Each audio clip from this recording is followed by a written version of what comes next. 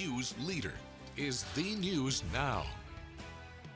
5 minutes after 7 o'clock, and thanks so much for joining us here on The News Now, our digital newscast where we keep the news going here on the extension of The News at Daybreak. I'm Kyle Jordan. And I'm Madeline Hunt. We've been tracking Hurricane Milton that made landfall last night in Siesta Key, Florida, as a Category 3 storm moved its way across the state through the middle of the state, on its way out into the Atlantic. Now, we want to get out to Shay Schrader. She's been on Tybee Island all morning long, one of the areas that is seeing the impacts of Milton this morning. Yeah, seeing some of that strong wind and actually getting a little bit more light behind you so we get an idea of kind of what's going on out there, Shay.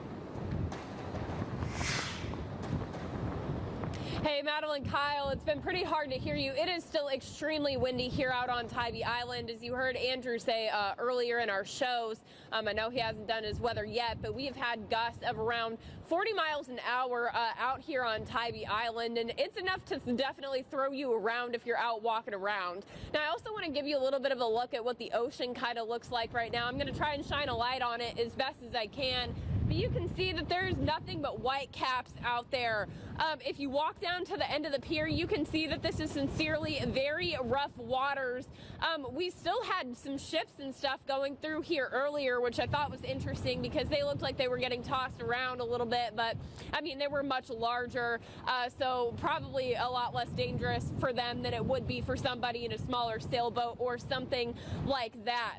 You can also see the clouds are pretty dark. It hasn't been as rainy as maybe you would think during a tropical storm. It was raining fairly hard around 3:30 or 4 o'clock this morning, but it's definitely not as rainy right now, or really at all. But wind really is the story here on Tybee Island this morning. I mean, again, we have had gusts that'll just about knock you over. Now, just to say, this is not as bad as we saw during Hurricane Helene. That was like knocking your car into another lane of traffic bad. It's going to be unpleasant if you're out walking around bad. It's definitely also making it a little bit on the chillier side here on the coast, so keep that in mind if you do have to be out here at all today. Now, another thing to keep in mind is that officials here on Tybee Island do think that Highway 80 has a decent chance of flooding. It is, of course, the only road on and off the island.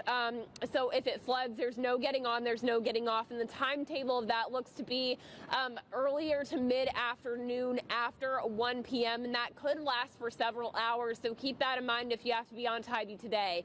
Checking Georgia power outage maps, it looks like there is a couple hundred people in Chatham County without power right now. Spotty outages, again, nothing compared to what we saw during Hurricane Helene, and it's not expected to be that bad, but the ground is still so wet out here that it makes it easier for trees to topple over onto power lines and things like that, so just be aware of that. WTOC is going to be on the ground throughout the day, bringing you the very latest updates as we continue to feel the impacts from Hurricane Milton. For now, I am going to send it back to the studio. Live on Tybee Island, Shay Schrader, WTOC News.